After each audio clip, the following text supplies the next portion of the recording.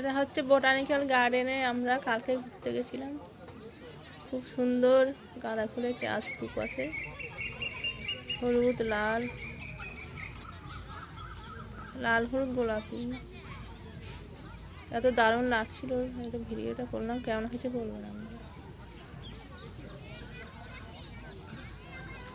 আপনারা যান, একদিন ঘুরে আসুন, ভালো লাগবে।